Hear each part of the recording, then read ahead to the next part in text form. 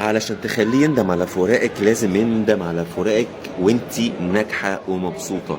خلينا بس نعرف ان الشخص اللي بيسيب حد وهو متعمد بيبقى واثق ان الشخص ده اللي اتساب مش هيعرف يبقى ناجح من غيره، مش هيعرف تقوم له قومة تاني بمعنى الكلمة. فاحنا لازم نهد القناعة بتاعته دي. وخلينا نعرف حاجة، ان من قوانين الحياة اللي ربنا سبحانه وتعالى سخرها لنا، ان انت او انتي لما تاخدي القرار انك تبقي مبسوطة، انك تكتشفي نفسك من جديد، هتلاقي كل السبل وكل الطرق والاحداث والمواقف حواليكي بطريقة تلقائية بت بتخليه يرجع تاني، حتى على الاقل عشان يشوفك وانتي ناجحة وقوية. في بنات كتير للاسف تقعد تفكر عشان انا انتقم، اكسر له عربيته واحط عليها مش عارف زيت فرامل، هتقشر اللي هتعمل ايه، وابوظ له ايه واعمل له ايه. كل الحاجات دي بتبقى حاجات ملهاش تأثير حقيقي، لحظة غضب وخلاص.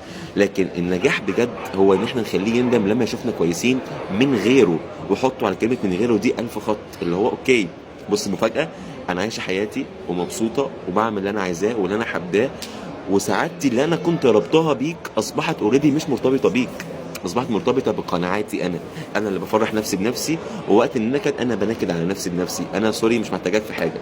فالفكره انت فوقي لنفسك وطوري من مهاراتك وقدراتك، اتعلمي حاجات جديده، رجعي هواياتك والشغف بتاع هواياتك بتاع ايام زمان، واكتشفي نفسك من جديد. ساعتها ده هيكون اقوى رد اللي يخليه يندم على فراقك. بس كده.